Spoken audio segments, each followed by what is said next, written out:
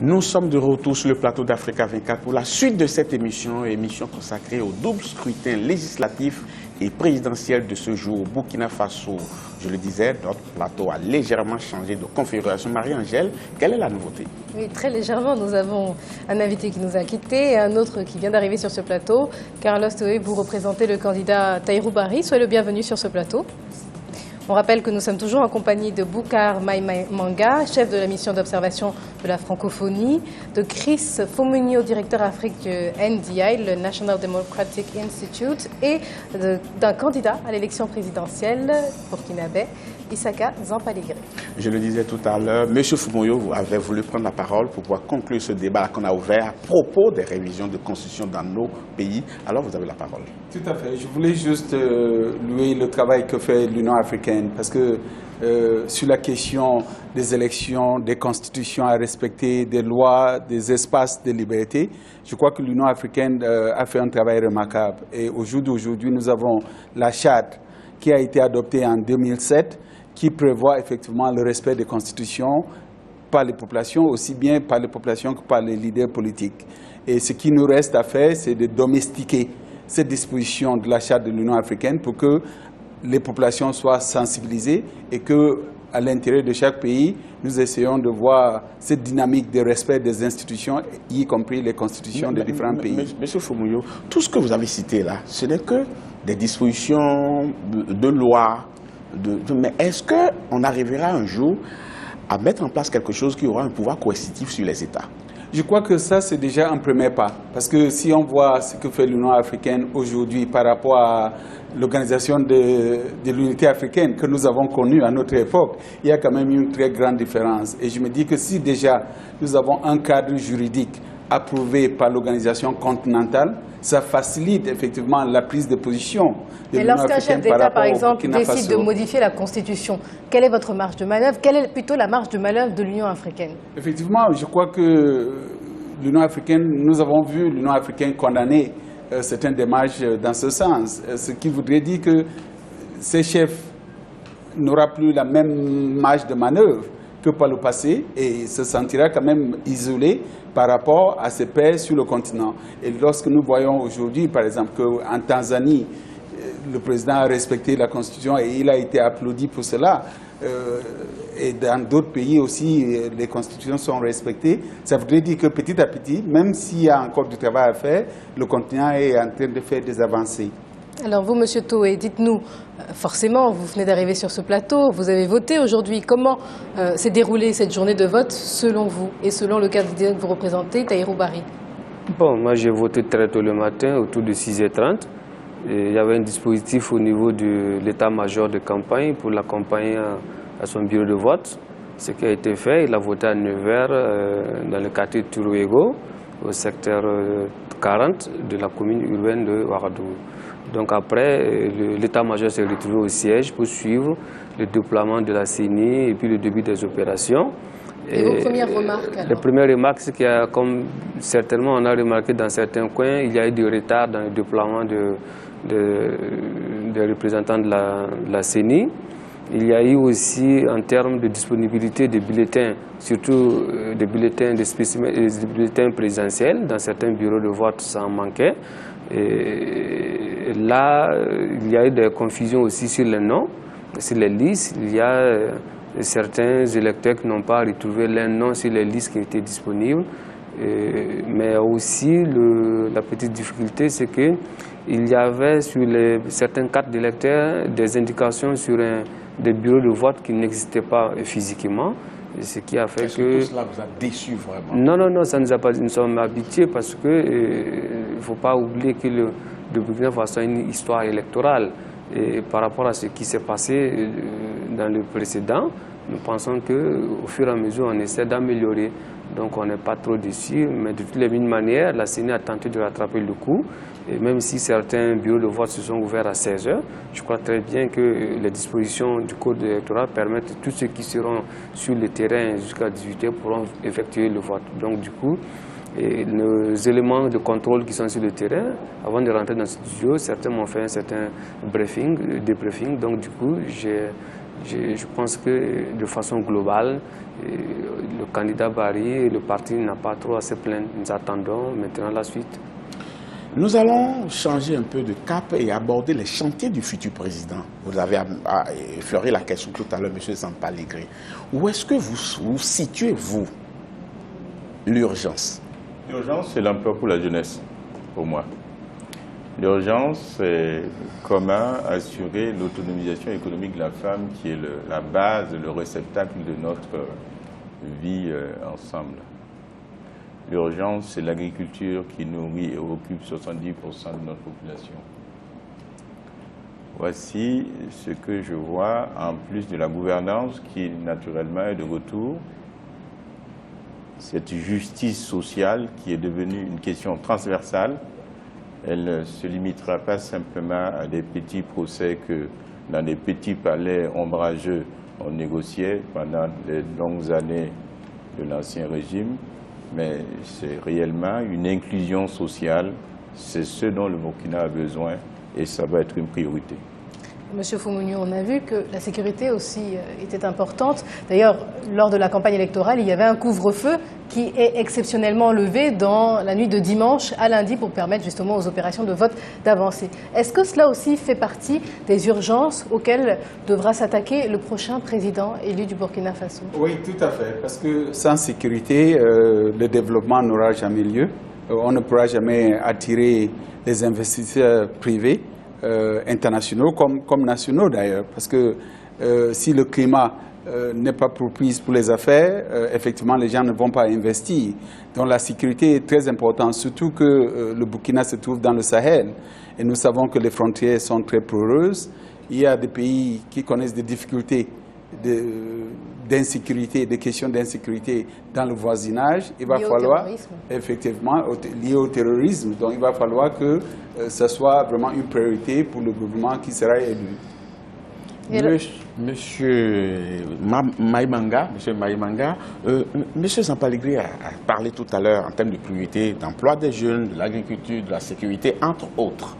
On a écouté la campagne électorale et on a écouté les candidats pour mettre monts et merveilles aux populations. Mais quand on voit ces chantiers qui ne sont pas du tout de petits chantiers, on se pose la question de savoir est-ce que la désillusion ne guette pas le peuple burkinabé? Oui. Je crois qu'on a déjà connu des élections, des campagnes électorales où de nombreuses promesses ont été faites au peuple. Ce n'est pas seulement le cas du Burkina, dans plusieurs pays ça s'est passé. Et très rapidement, les populations se sont rendues compte que véritablement les leaders politiques n'ont pas tenu leur parole. Vous savez que nous parlons souvent de nos souverainetés. Et lorsqu'on parle de souveraineté, je pense qu'il faut d'abord construire un État. Il est extrêmement important d'avoir dans nos pays un État crédible. Ça, c'est fondamental parce que seul l'État fort peut garantir le développement et la sécurité de demain. Lorsque vous n'avez pas une justice indépendante, vous n'avez pas une administration libre qui peut honnêtement travailler, évidemment, on est confronté à toute forme de difficultés sur le plan de la gestion économique. Parce que très rapidement, grâce justement à certains refuges politiques, le détournement des deniers publics, l'impunité et tous les travers de la gestion s'installent dans nos pays. Et pour ça, il faut effectivement travailler à ce qu'on construise d'abord nos États. C'est extrêmement important. Si nos États restent fragiles tels qu'ils sont, c'est pour ça d'ailleurs que lorsque certaines personnalités arrivent, en tout cas certains leaders politiques arrivent au pouvoir, c'est très facile de rester de nombreuses années. Et ça, c'est dû essentiellement à deux choses importantes. La première, c'est que nos populations sont d'abord ignorantes, pour la plupart malheureusement, analphabètes, mais aussi pauvres. Nous avons donc ces trois mots extrêmement lourds qui handicapent l'action, la liberté de la citoyenneté du peuple. Et ça, c'est quelque chose d'extrêmement important sur lequel il faut travailler. Ça rejoint certainement les éléments économiques, le candidat vient de souligner, pour permettre aux populations d'avoir leur autonomie. Parce que lorsque les populations ont une certaine autonomie, elles ont aussi la possibilité, avec la démocratie, désormais de mieux choisir leurs dirigeants et leurs représentants et de les contrôler. Ce n'est pas le cas, ce n'est le cas nulle part. Deuxième élément qui est important, qui empêche à nos pays aujourd'hui de répondre aux besoins des populations, nous n'avons pas encore une classe politique crédible, malheureusement. Je suis au regret de le dire, malheureusement. Comme j'ai dit qu'il y a des hommes politiques sur ce plateau, je suis au regret les oreilles doivent siffler. Je parle d'une manière générale. Oui. Mais tout à l'heure, on a parlé de ceux qui ne veulent pas quitter le pouvoir lorsqu'ils y sont, ou ceux qui veulent changer. Je pense qu'à un moment donné, il faut que les Africains assument leurs responsabilités. Et quand je dis il faut assumer leurs responsabilités, il faut que nous soyons à la hauteur des aspirations de nos populations. On va s'arrêter sur ce mot-là et on va donner la parole aux autres personnes, notamment M. Toé, représentant du candidat Tahirou Barry. M. Maïmanga évoquait le fait qu'effectivement la classe politique africaine, en tout cas dans certains pays, ne soit pas assez crédible. Est-ce que c'est aussi votre opinion? Et on a salué le premier tour de cette élection présidentielle. Est-ce que le jeu des alliances pour le second tour ne risque pas tout de même de changer un peu cette donne? S'il y a second tour. C'est des hypothèses.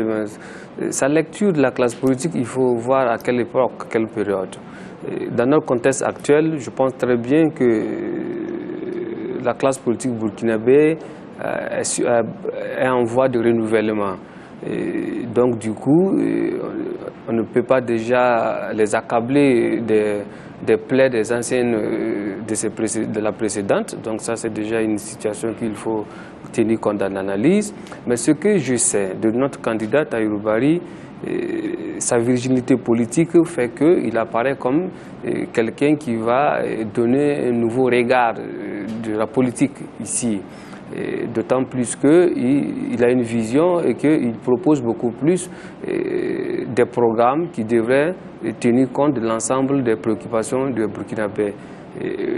Donc du coup, je ne suis pas sûr que, comme les événements qui se sont déroulés depuis le 30 et 31, la classe politique burkinabé faille traîner avec elle encore les tares de l'ancienne génération. Donc nous tirerons les leçons nécessaires de cela pour pouvoir construire un Burkina Faso fort et où il faut bien vivre. C'est surtout ça. Merci. Monsieur Zampaligré, la crédibilité des hommes politiques africains, vous avez été candidat, vous êtes homme politique. Comment est-ce que vous faites pour pouvoir vous différencier sur ce plan de la crédibilité qui est très recherché aujourd'hui sur le continent et par les Burkinabés?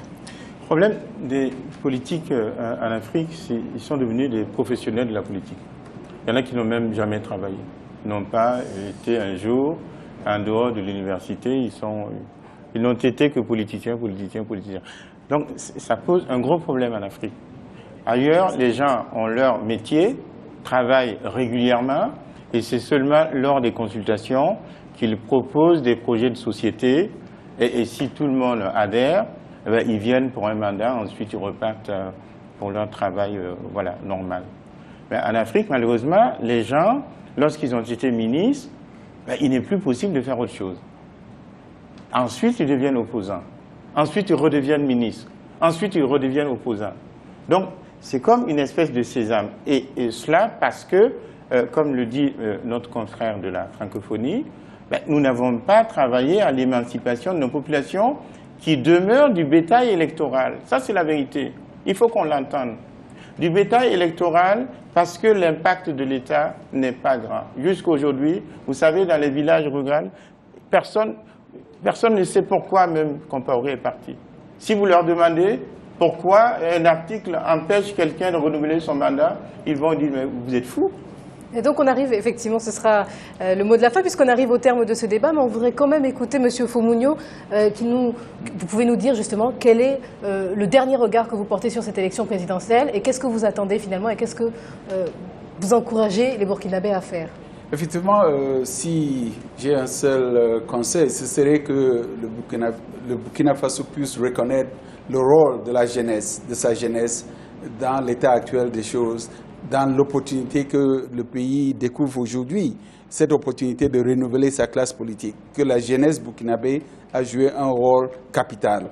Et il va falloir que dans le nouveau gouvernement, dans le gouvernement qui sera élu, dans les institutions qui vont émerger, qu'on puisse effectivement voir représenter cette jeunesse, les femmes, les jeunes qui se sont battus pour que le pays puisse avoir cette opportunité. Je crois que c'est à partir de là que les gens vont commencer à juger le mérite et l'efficacité du gouvernement qui va émerger des élections et sa capacité à réunir les conditions qui permettront à ce qu'elle puisse répondre aux attentes des populations.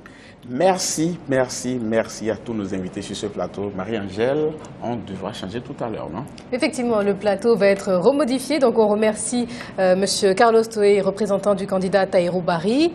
Merci également à vous, Boukar Maïmanga, vous êtes chef de la mission d'observation de la francophonie. Troisième merci à vous, Chris Fomounio, vous êtes le directeur Afrique du NDI. Et enfin, merci à vous, Issaka Zampalegré, vous êtes candidat à l'élection présidentielle au Burkina Faso. Chers téléspectateurs, ne partez surtout pas. Nous allons marquer une pause. On vous retrouve dans quelques instants.